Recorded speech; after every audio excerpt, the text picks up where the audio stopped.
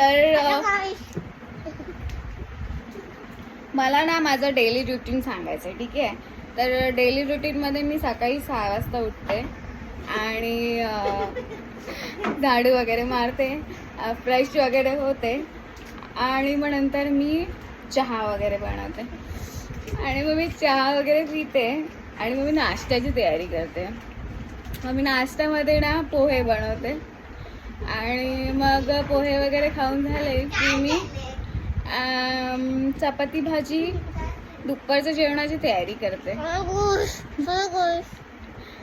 तर त्याच्यानंतर मी log in करते, मग मी माझं काम पण करते आणि साईड बाय साईड मम्मीला जे काय हवं आहे ना ते पण मी करते.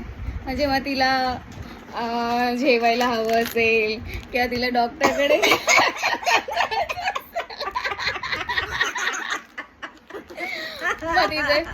मग तिचे कुठे पाय वगैरे दुखत असेल तर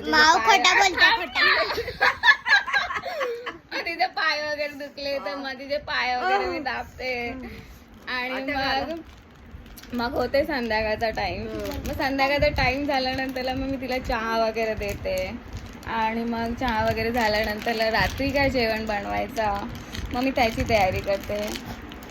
मी नंतर जर बाजारात काही नसेल तर मी बाजारात पण जाते, भाजीपाला घेऊन येते, तिला जे काही हवं ते मी सर्व करते आणि मग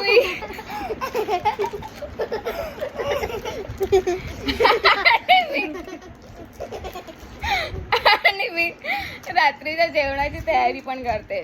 मग तिला